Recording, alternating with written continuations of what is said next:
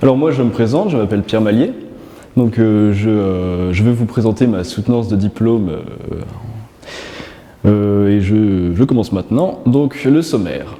Donc on va commencer par déjà expliquer un peu mon parcours avant Strat et pendant Strat. Ensuite j'expliquerai brièvement en quoi consiste mon mémoire et de quoi il parle. Après je parlerai de ma maquette physique, donc le petit robot qui est juste là. Et pour finir, j'expliquerai l'avancement de ma modélisation 3D, du début à la fin.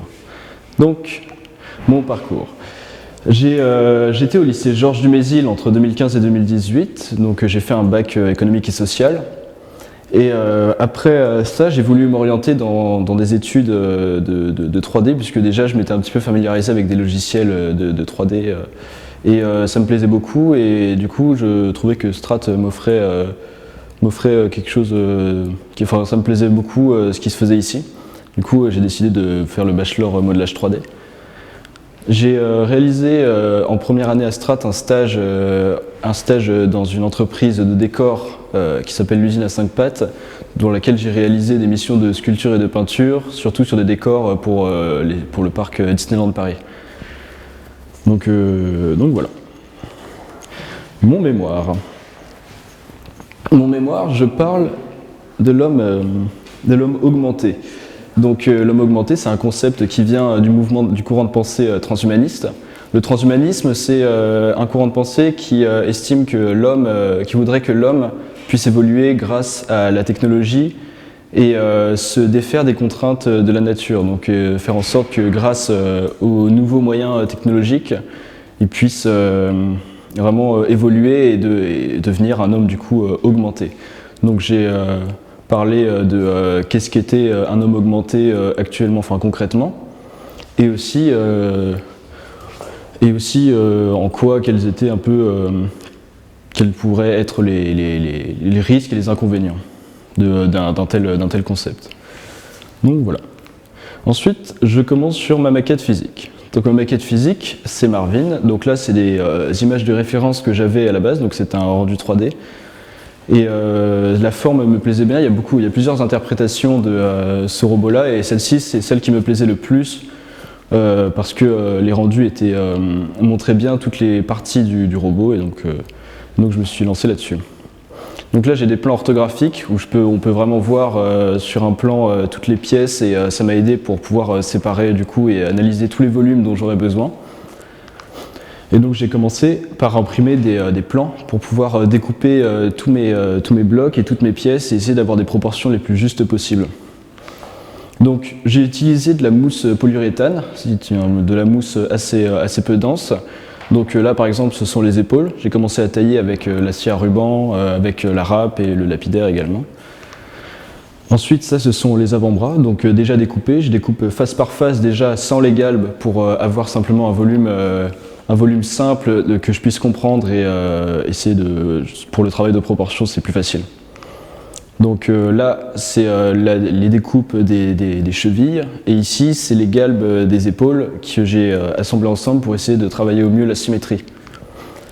Là c'est le bassin, donc le bassin je l'ai séparé en deux aussi, alors que c'est une seule pièce, ça m'a permis d'avoir une bonne symétrie aussi, et avec le lapidaire j'ai pu déjà dégrossir une grosse partie du volume. Là j'ai enlevé, du coup j'ai commencé à travailler les galbes, et avec un bout de scotch, j'ai pu essayer de garder une ligne assez propre, donc c'est la carre qui est située juste ici, pour pouvoir, qui est vraiment déterminante du volume. Et là, c'est le bassin qui est mis en forme et qui se rapproche de sa forme finale.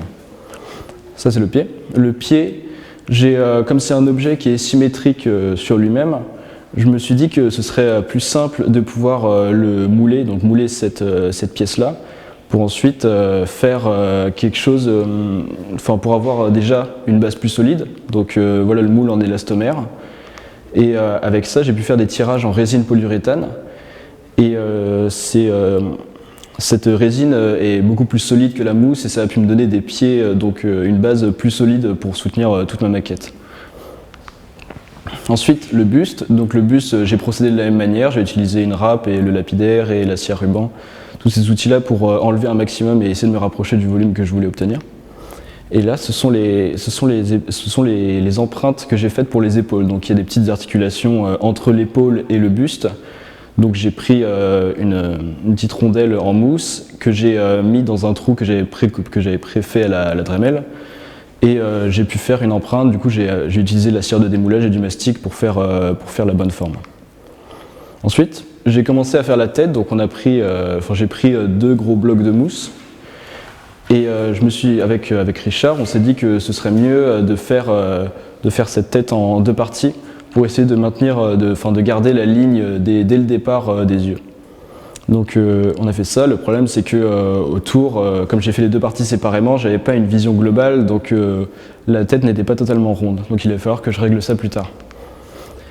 Là, ce sont des empreintes pour les coudes, donc les petites articulations. Donc c'est une petite pièce que j'ai recouverte de mastic et que j'ai mis en position entre l'épaule et l'avant-bras. Et là, c'est l'ensemble des pièces que j'avais avant le confinement, parce qu'il y a eu le confinement. Et du coup, pendant le confinement, j'ai dû prendre toutes ces pièces-là et travailler un peu chez moi. Du coup, j'ai essayé de faire tout ce que j'avais à faire sur les machines. Et ensuite, il ne me restait plus qu'à faire des empreintes et des formes, des belles formes. Donc ça, c'est l'empreinte entre le ventre, donc la partie centrale, et le buste, qui est recouverte de mastic et que j'ai mis en position. Comme ça, j'allais pouvoir avoir un buste qui tienne bien sur le ventre et qui soit en bonne position par rapport au reste du corps. Et j'en ai profité pour ajouter aussi des goujons qui allaient permettre l'assemblage de toute la maquette. Là, c'est la cheville. Donc la cheville, il me manquait une cheville en fait. Donc j'ai dû prendre un bloc de mousse et essayer de la faire à la main. Donc je me suis basé sur celle que j'avais déjà. Et j'ai taillé donc, tout ce volume-là à la Dremel, j'ai ajouté du mastic pour essayer de me rapprocher au mieux de la forme que j'avais déjà. Ensuite, j'ai essayé de mettre au propre les épaules, enfin pas les épaules, les coudes. Donc j'ai enlevé toute la matière qui dépassait pour avoir quelque chose en bonne position et qui soit à peu près propre. Là, c'est l'assemblage du bras. Donc c'est deux goujons qui passent à travers l'épaule, le coude et l'avant-bras. Comme ça, j'allais pouvoir avoir quelque chose qui s'assemble très facilement. Donc voilà l'avant-bras presque fini. Ça, ce sont les articulations des cuisses. Donc c'est une petite plaquette recouverte de mastic et qui est traversée par une cheville en bois, qui passe du coup à travers les 3 parties de la même manière que pour le bras. Donc le bassin, les cuisses et cette articulation-là. Donc là, j'avais commencé à faire un assemblage. Donc j'ai déjà pu réaliser quel souci de symétrie j'avais, quelles étaient les pièces qui ne correspondaient pas exactement. Et ensuite, j'ai décidé de faire, pour maintenir toute la structure, une armature avec 2 tiges en fer de 3 mm qui traversaient toutes les jambes jusqu'au ventre. Ça me permettait de renforcer la structure. Donc ensuite, j'ai retravaillé la tête autour. Donc j'ai pris les 2 volumes que j'ai assemblés et comme ça, j'allais pouvoir faire un beau galbe et avoir quelque chose de très sphérique tout le long de la forme. Et j'en ai profité pour aplanir la forme qui allait accueillir le cou. Alors j'ai fait une erreur, c'est que j'ai assemblé du coup ces 2 pièces et sauf que la ligne qui était censée me démarquer les yeux n'était plus utile. Du coup, j'ai dû la refaire plus tard à la main. Ensuite, j'ai dû imprimer le cou et les mains. Donc ce sont les 3 pièces qui sont imprimées en 3D, donc c'est de l'impression filaire. Ce sont des modèles que j'ai réalisés sur le logiciel Maya pour essayer d'avoir une bonne liberté et les faire assez rapidement et facilement. Ensuite, je suis passé à l'apprêtage des pièces. Donc j'ai pris toutes mes pièces séparément que j'ai mis sur des supports. Et une fois que toutes les pièces étaient apprêtées, j'ai pu les mettre sur la maquette. Donc la maquette était pour moi assez claire, il n'y avait pas trop de soucis de symétrie jusque-là. Ensuite, j'ai apprêté la tête et juste avant ça, j'ai fait du coup cette ligne à la main pour les yeux. Donc pour faire cette ligne, je me suis servi d'une plaque de plexiglas que j'ai placée dans une tranchée que j'avais tracée à la Dremel. Et avec cette plaque de plexiglas, j'ai pu faire une empreinte. Ça me permettait d'avoir une forme qui était constante tout le long de la ligne et en même temps un jeu assez propre. Donc j'ai fait de la même manière avec des plus petites plaques pour les yeux. Et pour les jeux qui sont sur les côtés de la tête, j'ai pris un compas à pointe sèche et j'ai tracé donc pour essayer d'avoir quelque chose de parfaitement rond, et pour agrandir ce jeu-là, j'ai utilisé un rifloir. Donc là, on est passé à la peinture de toutes les pièces. J'ai peint toutes les articulations en noir et tout le reste du volume en blanc. Je voulais vraiment que ça reste comme à l'origine, et ça me plaisait beaucoup le fait que ce soit noir et blanc. Et pour la tête, ça a été la partie la plus technique à peindre, mais on a du coup avec Richard, on a peint toute la tête d'abord en blanc. Dans un deuxième temps, j'ai recouvert toute la partie blanche de scotch et de papier craft pour garder juste le vert. Et pour la partie noire, j'ai caché le vert, la partie blanche, et il ne restait plus que la partie noire apparente, et ça m'a permis de faire la partie noire, quoi. Et voilà ma maquette finie, qui est juste là. Ensuite, on va passer sur la modélisation 3D. Donc la modélisation 3D, c'est un concept d'un ancien de Strat qui s'appelle Sidney Hardy, qui a un univers graphique vraiment très riche et qui me plaisait beaucoup. C'est très fin et c'est beaucoup de détails assez techniques, et en même temps avec un côté très élégant, et ça me faisait un peu rêver, et je me suis dit que ce serait un vrai challenge et ça me plairait beaucoup, vu que j'étais fan de son univers, de réaliser cette prothèse de main. D'autant plus que ça se liait parfaitement avec mon mémoire qui traite de l'homme augmenté, et je me disais qu'une prothèse vraiment esthétique et qui fasse assez futuriste, ça pourrait, ça matchait bien, quoi. J'ai commencé par des sketchs de recherche, donc pour essayer d'avoir un peu des formes qui me plaisaient, essayer de comprendre comment j'allais assembler toutes mes pièces, et un peu dans les détails, quels détails je voulais absolument ajouter et laisser transparaître. Et j'ai commencé à faire du sketch modeling donc sur Maya. Sur Maya, j'avais beaucoup de liberté de forme, donc j'ai pu commencer à directement essayer de placer les pièces de mes sketchs dessus. Mais le modèle ne me correspondait pas encore totalement, parce que c'était un peu trop rond, un peu trop épais. Donc je suis directement passé à une modélisation sur Alias avec des courbes. Donc j'ai fait des squares, enfin des carrés. J'ai commencé avec cette version-là. Mais cette version-là ne me correspondait pas vraiment, parce que je voulais vraiment qu'il y ait une cassure pour que ça puisse adopter la forme des autres pièces. Donc j'ai fait une cassure directement. Et ensuite j'ai commencé à arrondir les formes en faisant des filets à la main. Là, donc j'ai passé aussi, j'ai coupé la partie centrale, enfin tout ce jeu-là, puis j'ai fait une surface qui se connectait en continuité entre le haut et le dessus. Et ça me donnait quelque chose d'assez propre. Cette partie-là, le poignet, je l'ai ensuite refermé avec des squares. Donc j'ai fait en sorte qu'il soit assez creux et qu'il rentre dans la forme pour pas qu'il soit trop imposant, et essayer d'avoir un objet qui reste léger tout en restant fermé. Ensuite, je me suis dit que je voulais absolument ajouter ces petites lamelles qu'on peut voir sur le sketch. Et pour ça, je me suis simplement servi de la forme de base que j'avais. Et j'ai extrait avec des intersections et des découpages de surface la partie du milieu. Et c'est cette partie-là en fait qui allait faire la forme globale de toutes les lamelles. Donc j'ai juste étendu plein de surfaces qui allaient s'intersecter avec la partie centrale. J'ai découpé tout ça et j'ai fait des bords tombés sur chaque morceau qui était coupé. Et ça m'a fait du coup ce résultat-là des lamelles. Ensuite j'ai ajouté quelques détails, j'ai affiné le tout, et j'en suis venu à ce résultat-là. Ensuite j'ai passé quelques filets de finition sur les arêtes. Et on passe au corps central. Donc ça c'est la partie qui vient s'imbriquer au-dessus du poignet. Donc j'avais fait quelque chose d'assez fin, et finalement je le trouvais trop fin, donc j'ai décidé de l'élargir.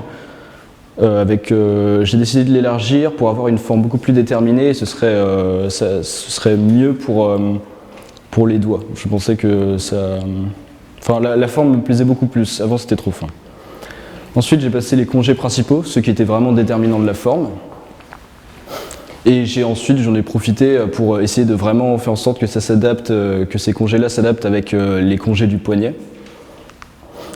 Et après j'ai pris la paume, juste la surface au dos de la main, et j'ai fait quatre trous qui allaient en fait me servir, ça allait être les bases de mes petits bossages.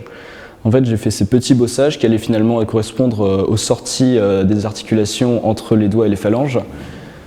Donc j'ai pris d'abord la grande surface de dos, j'en ai fait un offset, et j'ai enlevé tout le reste et j'ai gardé juste cette petite partie-là qui allait finalement correspondre au trou, donc ça me faisait une forme qui était parfaite et identique sur tous les autres bossages.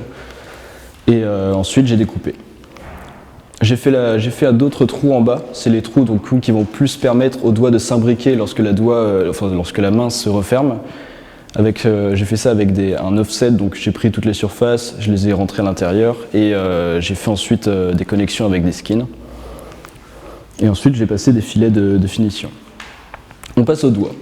Alors le doigt, j'avais fait un premier essai en surface, mais le résultat me plaisait pas et je m'étais dit que je serais plus à l'aise si je le faisais avec un système polygonal, donc j'ai utilisé l'outil subdivision de Alias, qui est finalement un outil, c'est comme Speedform, c'est un outil qui fonctionne de la même manière qu'un logiciel polygonal, mais dans Alias. Du coup, j'allais pouvoir modifier la forme comme je le voulais et essayer d'avoir quelque chose qui me convenait à peu près. Ensuite, j'en ai profité, une fois que j'avais fini, j'ai ajouté les dernières phalanges. Et quand elles étaient en position, je me suis rendu compte qu'en fait les doigts étaient beaucoup trop fins. Enfin, ils s'affinaient trop sur le bout. Donc je me suis dit que ce serait mieux de les élargir. Donc j'ai refait un tour et j'ai juste élargi les doigts. Ensuite, j'ai ajouté quelques détails sur les dernières phalanges. Donc ça correspond aux petites LED qu'on voit sur les rendus. Donc c'est des détails que je trouvais sympas et qui pourraient vraiment ajouter des touches de lumière sur mes rendus. Et après j'ai fait les derniers ajustements, donc une petite bosse sur le doigt qui faisait quelque chose de plus organique. Et j'en suis arrivé à ce résultat-là. Je vais aussi fermer le volume comme il fallait. Là, c'est la partie du dessous du doigt où j'ai passé un filet à la main qui soit très fin pour qu'on voit toujours l'arête et qu'elle reste très fine, mais en même temps que pour avoir un congé qui soit assez propre. J'ai ajouté quelques détails comme ce jeu de surface sur le doigt qui allait vraiment permettre de contourner la forme et de pouvoir ajouter d'autres détails. J'ai ajouté ce petit bouton sur le dessous du doigt. Et puis ces petites grilles qui ajoutaient vraiment du dynamisme à la forme et qui faisaient quelque chose d'assez technique sur une forme qui est plutôt organique. Ensuite j'ai passé au pouce, donc je l'ai fait de la même manière que les doigts. Là il était un peu rond, du coup j'ai décidé de faire des angles beaucoup plus déterminés et qui s'adaptent mieux avec la forme générale de la prothèse. Et donc donc là c'est le résultat que j'avais une fois que je pensais que la forme était assez bien déterminée. Ensuite j'ai fait les dernières finitions, j'ai ajouté un petit soufflet entre le pouce et la base du pouce pour faire un lien entre ces deux pièces parce qu'il fallait quelque chose qui puisse permettre au doigt de vraiment s'étendre et se rétracter. Et ensuite, une fois que toutes les formes étaient bien en position et qu'elles étaient bien faites, j'ai décidé de fermer les volumes. On passe à l'avant-bras. Alors l'avant-bras, ça c'est un premier essai que j'avais fait, mais il me convenait pas du tout parce que il était trop fin sur les côtés et la partie du haut était beaucoup trop large. Donc j'ai décidé déjà d'affiner la partie du haut, enfin la ligne du haut, de la recentrer et puis d'arrondir le côté pour avoir quelque chose de plus rond et qui évoque mieux un avant-bras. Et puis j'ai ajouté ce petit empiècement qui se trouve juste là, pour essayer de faire comme un écran un peu de contrôle et qui ferait vraiment une belle silhouette de l'avant-bras. Donc ça ajoute un peu plus de largeur et c'était mieux proportionné par rapport au reste de la prothèse. J'ai donc arrondi ensuite les bords les plus importants pour essayer vraiment d'avoir les bonnes lignes que je voulais. Je voulais maintenir un chanfrein sur le bout parce que je trouvais ça assez beau. Et ensuite, je me disais que cette pièce-là était beaucoup trop carrée et qu'elle elle me convenait pas du tout par rapport au reste de la prothèse. Je voulais vraiment quelque chose de beaucoup plus organique et qui soit plus doux sur la forme. Donc j'ai simplement pris la surface de base et je l'ai mise et je l'ai décalée, et ensuite j'ai fait une connexion et ça me faisait quelque chose de plus fluide et ça me plaisait déjà beaucoup mieux, et ça a été, la réalisation de ça a été beaucoup plus simple et voilà, c'était plus simple et plus joli. Ensuite, j'ai ajouté cette surface de révolution là, qui est finalement la fermeture de l'avant-bras. C'est vraiment en fait l'entrée où le patient doit mettre son moignon, finalement, comme sur toutes les prothèses. C'est quelque chose d'assez rond et d'assez creux. Et ensuite, j'ai arrondi toute cette forme-là avec une surface NAB. Donc j'ai pris une grande surface et j'ai coupé, et ça me donnait vraiment quelque chose d'assez arrondi au bout, et ça me plaisait beaucoup. Ça, c'est la connexion à l'articulation. Donc c'est une petite pièce que j'ai ajoutée qui allait finalement pouvoir permettre à l'articulation entre le poignet et l'avant-bras de se connecter. Donc j'ai ajouté quelques rayons de finition. Et après, je me suis dit que ça manquait un peu de jeu de pièces. Donc j'ai ajouté ce jeu de pièces-là qui allait pouvoir faire comme un écran aussi, comme une sensation d'écran sur le dessus de l'avant-bras. Donc je le trouvais bien, et j'ai ajouté aussi ce jeu de pièces là sur le côté de l'avant-bras. J'ai fait la pièce qui est la connexion avec l'articulation, j'ai fait la même chose en dessous, et puis j'ai passé quelques filets dessus, et je pouvais comme ça avoir quelque chose qui était égal des deux côtés, et ce serait parfait pour caler avec l'articulation. Donc là, c'est une vue de quelques détails techniques sur l'avant-bras. Donc il y a un petit bouton qui est sur le côté, le jeu qui est sur le dessus, le jeu qui est sur le côté, et le jeu qui est sur la pièce sur le côté de l'avant-bras.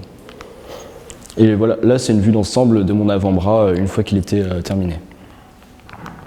Ensuite, on passe à l'articulation du poignet. Donc l'articulation du poignet, c'était une sorte, je voulais faire quelque chose d'assez sphérique, une boule.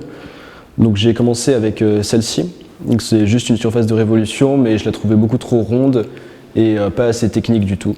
Donc j'ai fait une deuxième version qui était beaucoup plus technique et qui allait permettre d'ajouter, ça permettrait une rotation de cette articulation, et j'allais pouvoir, avec les 4 trous qui sont juste là, l'imbriquer parfaitement avec l'avant-bras. Ensuite, j'ai ajouté des charnières entre les phalanges pour permettre la rotation des doigts. Et puis des petites tiges qui allaient finalement se placer sous la paume, sous le corps principal de la main. Et donc voilà, donc j'ai imaginé d'abord un soufflet qui allait permettre l'espacement et comme une suspension de cette tige, une boule qui permettrait le pivot, et une tige qui allait faire la liaison.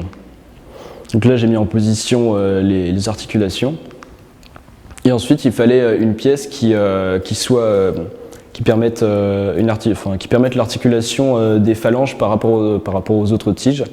Donc j'ai fait ce modèle-là sur Maya, parce que sur Maya, je pouvais vraiment faire quelque chose qui puisse être assez technique et assez rapide à réaliser en même temps. Donc je l'ai ensuite importé sur Alias, et c'est pour ça que c'est un mesh. Et donc voilà. Ensuite, j'ai fait le même procédé pour le pouce. J'ai ajouté des petits câbles et des petits câbles qui ajoutent des petits détails un peu électroniques sur l'ensemble des articulations. Et pour le pouce, j'ai fait le même procédé. J'ai utilisé du coup des homothéties et des agrandissements, donc des scales, pour essayer d'adapter au mieux par rapport aux formes de la base du pouce, et faire en sorte que ça puisse s'accrocher et en même temps passer à travers toute la forme. Ça, ce sont les derniers ajouts techniques. Donc ce sont des petites tiges qui passent à travers les phalanges. Et comme je voulais que sur les rendus, on voit vraiment à travers la matière et qu'on puisse deviner les détails techniques, je voulais quelque chose d'assez fin et qui se voit. Et du coup, je me suis dit que ce serait bien de vraiment faire ça tout le long des doigts. Et avec cette petite plaque qui finalement se situe juste sous la dernière phalange. Comme ça allait pouvoir me permettre juste d'ajouter une petite plaque en cuivre en dessous qui se verrait et qui serait sympa. Donc là, j'ai vérifié que les articulations sortaient bien des trous et qu'elles se connectaient bien avec les phalanges. Et ensuite, avec quelques rotations et quelques mises à l'échelle, j'ai pu avoir les positions que je voulais. Ensuite, j'ai importé ce sur VRED et j'ai commencé à faire des essais. Donc, je voulais quelque chose qui a l'air assez agressif et en même temps, enfin, pas agressif, mais je voulais vraiment que les lignes se voient bien et qu'on ait de forts contrastes sur l'ensemble de la forme. Et je voulais vraiment des beaux jeux de lumière et essayer de faire en même temps quelque chose d'assez élégant. J'ai fait aussi une version en blanche, mais je trouvais que la version en noir me plaisait beaucoup plus. Je voulais vraiment que ça soit ton sur ton, donc du noir sur du noir. Comme ça permettrait aux lumières de beaucoup mieux se faire, beaucoup mieux se glisser sur la forme et ça ferait un plus beau contraste. Ensuite, j'ai fait quelques essais de matière, donc j'ai trouvé un matériau qui permettrait d'avoir de la transparence tout en restant un peu flou, qui permettrait simplement de deviner les détails techniques à l'intérieur. Donc ça, c'est un premier essai.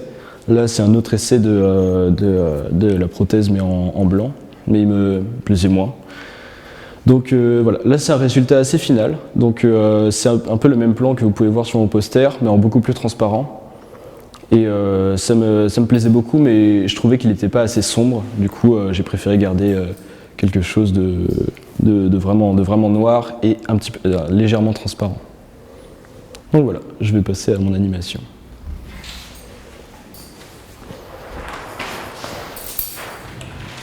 Alors.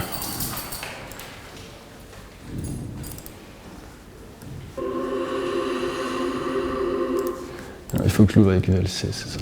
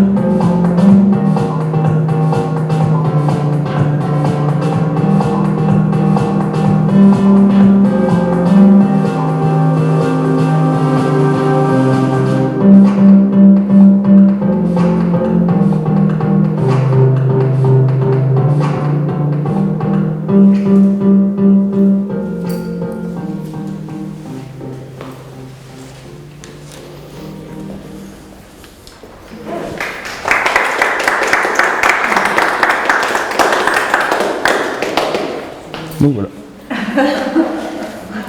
Je vous ouvre mon fichier alias. Ah oui, c'est super, c'est parfait. Alors.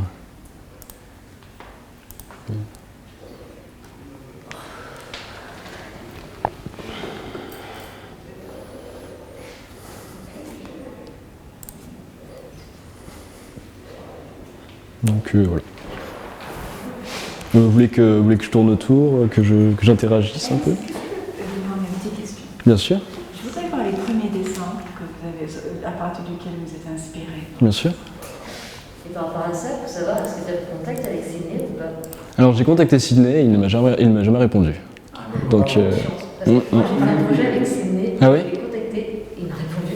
On a pu travailler ensemble. Ouais. Ça travaille avec lui. Et alors il était en Californie et qu'il était en road trip dans le désert.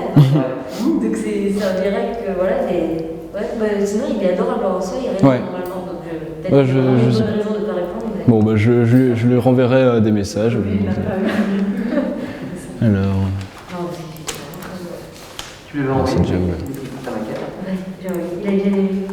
Ouais, il était tout content. C'est de la dessin, ouais. Non, il a fait voiture. De la dessin, enfin, Et après, c'est des voitures. vous êtes inspiré. Et ça, c'est les vôtres, non? Oui. Ouais, et avant ça, le dessin de. Oui, c'est vachement plus organique. Voilà, c'est ça.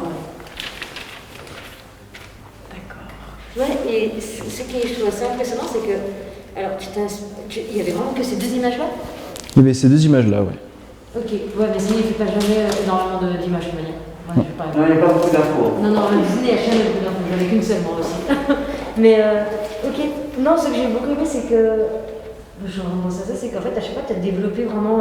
Tu sais, il y avait un volume de base et que tu disais non, j'aime pas, je vais mettre plus technique. Je trouve que la prise de décision à Ouais, la c'est ça. c'est très bonne. Et à chaque fois, c'était vraiment un changement en fait.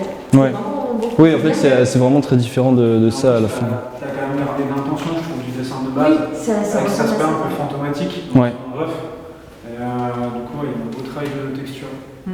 Et tu as travaillé vraiment de manière à ce que ça puisse fonctionner. Ouais. Alors les aspects techniques, j'ai essayé de faire en sorte, donc je me suis inspiré un peu d'autres prothèses aussi, mais j'ai essayé de faire en sorte qu'ils aient l'air fonctionnels. Donc, Oui, ouais. ça a l'air, justement, je me demandais ce que tu as pensé à essayer de faire de le sortir ou de l'imprimer. Ouais. Ouais, parce que ça pourrait, mais comment Oui, oui. Ouais, vas-y. Déjà, tu parlais de Maya, Ouais. donc ça c'est cool. Et du coup, tu as la transversalité entre Maya et Alias, c'est cool que tu touches un peu, Ouais. que tu fasses du Mais ça me- du surfacique. Et du coup, la question, bon, j'imagine que ça ne rentre pas dans le diplôme, et puis c'est très long, c'est un métier abordable, mais est-ce que tu as commencé à regarder un peu pour faire du rigging Ah. sur ta prothèse? J'avais commencé à regarder. Alors, par souci de temps, je me suis dit que j'aurais sûrement pas le temps de faire du rigging. Mais c'est quelque chose que j'aurais beaucoup aimé faire. Et à la base, quand je voyais mes animations, j'imaginais vraiment la main bouger. Mais, Oui, bien sûr. Une petite précision. On peut avoir des définitions de rigging pour les C'est l'animation, c'est l'animation des doigts en Le rigging, fait. en fait, c'est créer un squelette Un squelette en 3D. qui permet de faire une animation. En fait, en gros, on crée des lignes avec des articulations. Ça, c'est la version simple, parce qu'après, on peut créer des splines, c'est-à-dire quand on bouge, en fait, la surface va bouger. C'est ça. Mais bon, la pensée de la robotique, ce serait juste un squelette, et en fait, on associe des points de contrôle à la monnaie. Donc, oui, les points de En fait, contrôle tu par rapport au fais un mouvement. squelette et la modèle dessus. Les points de contrôle, Tu n'as pas C'est ça. changé la C'était la modèle. petite frustration. c'est ça. Non, tu mets juste ça et en fait tout suit en fait. Oui, oui, En fait, il y a juste à mettre le squelette à l'intérieur, puis après, tout le volume suit. Ouais, c'est ça. Tu peux me le déformer comme tu veux. Ouais, ouais. Non, mais oui, c'est vrai que Mais ça aurait- comme tu faisais d'image, mais bien. Mais pourquoi pas à l'avenir, enfin, essayer de faire ça, enfin, parce qu'après, moi, ça me plairait beaucoup d'avoir finalement cette main qui puisse bouger. Enfin, Déjà, ce serait très satisfaisant. Au niveau de ton animation, le fait que tu aies fait un éclaté, ça c'est. ouais. Ouais. Comme j'avais pas travaillé finalement le matériau transparent sur l'animation, je me suis dit que ce serait bien de le voir d'une autre manière et faire vraiment un éclaté pour qu'on puisse découvrir tous les détails techniques à l'intérieur.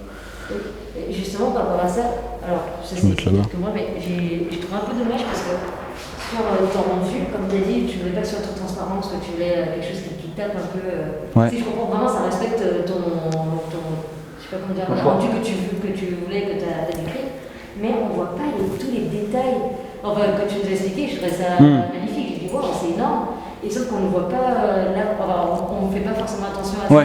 Et si c'était peut-être un peu plus transparent, ou même un des deux qui était beaucoup plus pour qu'on le voit, qu'il soit plus mis en avant, Ouais. ouais.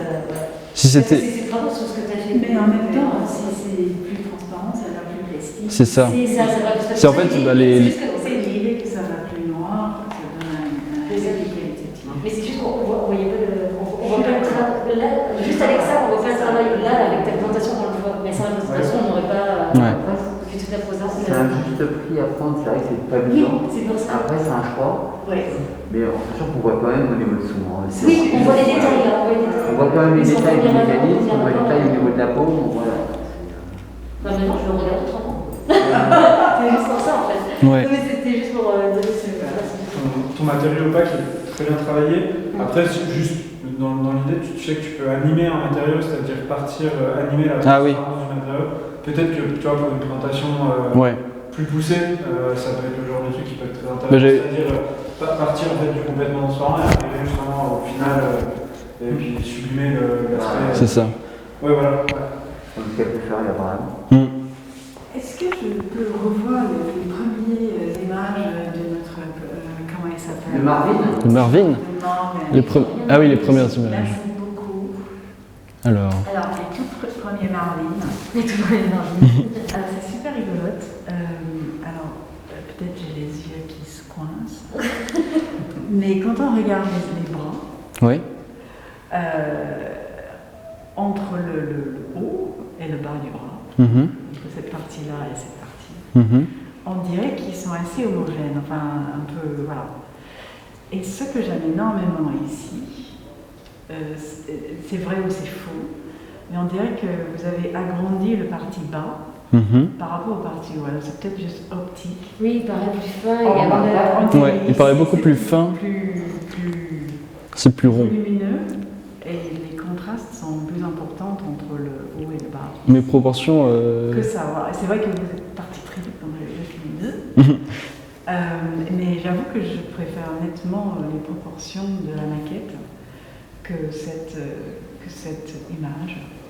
Moi j'aimais bien parce que ça lui donnait un aspect un peu rondouillé et ça le. Mais c'est un petit peu pareil, mais c'est peut-être l'angle avec lequel la photo. C'est l'angle aussi, puis aussi la tête a l'air beaucoup plus imposante sur les images de base. Ici elle a l'air plus petite, donc tout le corps a l'air plus gros à côté. Voilà, c'est peut-être l'angle qui fait que C'est c'est pareil. Ouais. On a l'air Et puis il a l'air c'est de revivre. plus lourd. À mon avis, c'est l'angle qui fait ça. Ouais. C'est une question d'angle, mais je pense qu'ils sont effectivement plus gros quand même, plus épais ici. Après, j'ai pas énormément à voir ça. Parce que tu as très bien expliqué les difficultés que tu as eues. Mm. Et enfin, ouais, t'as bien détaillé. Que je t'aurais demandé quelles difficultés et tout, mais t'as très bien dit. Ça m'a bien fait rire l'histoire de la date que t'as collée pour finalement. Ouais. J'avais tout prévu et puis au final, tout est parti d'un coup. Ça, c'est le problème de commencer ici, de finir à bosser pendant le confinement. C'est ça. Oui, exactement. C'est toute la journée. Et dans le process, qu'est-ce que vous avez aimé le plus? Est-ce que c'est la. Je sais pas. Alors, faut savoir que sur ces projets-là, au début, j'avais beaucoup de mal à me mettre dedans parce que, disons que quand j'avais juste des volumes qui m'évoquaient rien, ça me motivait pas du tout. Et c'est quand j'avais juste des volumes très simples, sans galbe, et dès que j'ai commencé à ajouter des détails, à mettre de l'après, à faire des finitions, et pareil sur Manum, dès que je suis passé en rendu ou alors que j'ai ajouté tous les petits détails techniques, là c'était vraiment juste, je m'amusais. Parce que c'était vraiment libre en interprétation, je me disais, je vais faire ça comme ça, je vais vraiment. C'était vraiment, j'avais vraiment l'impression de m'amuser quand je faisais ça. Et puis même sur les rendus, je pouvais vraiment faire des essais avec les matériaux et expérimenter des choses. Donc j'ai appris beaucoup et puis le résultat me plaît. Donc je suis content. Oui, c'est vrai que tu t'es amusé avec les matériaux. Même les formes, bien sûr. Ouais. Mais ce que je trouve intéressant, j'ai l'impression que vous l'avez emmené un petit peu plus loin que faire de la production exacte. Ouais. Et je trouve que c'est allé dans le bon sens. Ça aurait pu être un désastre. Ça aurait pu être catastrophique. Coup de pression. Moi j'ai encore deux questions. Bien sûr. Justement par rapport à ton projet de prothèse, j'ai vu que tu as vraiment tout modélisé, donc c'est génial parce que c'est un peu l'idée du diplôme, ça a Ouais. purement le modelage. Mais j'ai vu que tu t'étais quand même beaucoup penché sur les matériaux. Est-ce que tu as pensé à travailler un peu plus les textures? Ouais. Est-ce qu'à un moment tu t'es dit, par exemple, je vois qu'il y a des détails sous la paume, où on voit des surfaces avec des rémurages. Est-ce que genre, à un moment tu t'es posé la question limite je pourrais le faire en texture avec un display, ce genre de choses? C'est-à-dire que. Un display, tu sais, c'est un matériau, en fait tu lances un alpha, c'est l'image en noir et blanc. Ouais. En fait, le logiciel va comprendre que ce qui est blanc ressort et ce qui est noir. Ah, pour que les effets à l'intérieur ressortent beaucoup plus. Justement, si après tu pars dans l'animation, c'est peut-être le genre de choses qui peut alléger ta modé. Ouais. Tu vois, pas forcément le display, mais à la limite du bump. Ouais. Juste Oui, ça évite de jeter trop de volume et en même temps c'est sûrement esthétique. Je parle de ça parce que c'est vrai que depuis le début on remarque que tu es celui qui a sûrement le plus travaillé ses éclairages, ses matériaux et tout. Les détails. Et ouais, du coup c'est vrai que peut-être. Voilà, c'était savoir si tu t'étais intéressé. En fait, je connaissais pas cette chose. Le bump, je connaissais. Mais BUM, j'en ai pas utilisé parce que finalement, je voulais en fait, au début, j'avais pensé à ajouter vraiment une texture un peu de plastique comme un grain. Et puis finalement, en fait, je trouvais que ça le donnait un petit peu déjà. Quand je faisais mes rendus, j'avais déjà l'impression de voir un peu un grain et de la transparence. Ouais. Ouais. Ça fait bon, c'est un léger grain, mais au moins c'est pas une surface toute lisse. Donc c'est l'effet que je voulais vraiment que ce soit un peu mat. Et, moi, ça dépend de ce que tu veux faire plus tard aussi. Sûrement prendre du temps plus sur ce qui nous intéresse. Moi j'aimerais beaucoup. En fait, j'aime bien l'univers du jeu vidéo du cinéma et vraiment modéliser des objets en 3D et puis les faire de A à Z pour pouvoir les importer dans un univers, ça me plaît énormément. Donc, Tout ce qui est props. ouais. Exactement. Donc voilà. Super. Et Pas de soucis. est-ce que, là c'est plus par rapport à ton mémoire, j'ai vu que tu en avais parlé un petit peu, après j'ai pas forcément fait gaffe dans la bibliographie. Est-ce que tout ce qui tourne autour du mythe de Prométhée, tu t'y es un petit peu intéressé? Parce que c'est vrai que c'est un gros sujet quand on est en politique. Non, j'ai pas j'ai pas abordé ce sujet-là. D'accord. Moi, C'est par rapport au... basiquement, c'est le mythe de Prométhée, il a volé le feu aux dieux, il l'a donné aux hommes. Voilà, en gros, c'est se prendre pour Dieu. Ouais, c'est ça. Tout ça. Non, j'ai plutôt parlé de l'homme qui veut vraiment se détacher de la contrainte darwinienne, donc de la sélection naturelle et donc c'est pas seulement la robotique, c'est aussi par exemple rien que le dopage, c'est une forme d'augmentation du coup. T'as lu The Neuromancer de Gibson? Non. Ok. Devoir. C'est un peu c'est un écrivain de SF des années 80, qui a écrit sur. C'est le fondateur du cyberpunk. Ouais. Ah ouais. Du coup, il a écrit sur tout le côté transhumanisme, mais plus sur l'aspect cyber. Ouais. Et voilà. T'inquiète, c'était pas dans la liste. Hein, ce que tu l'as. Non mais c'est vrai, mais après. Si ça t'intéresse. C'est vrai que ça m'intéresse. On verra, on en reparle. On en reparlera. Ok, voilà, je sais pas si vous avez d'autres questions. Moi, je sais, mais t'as dit pas mal de choses déjà.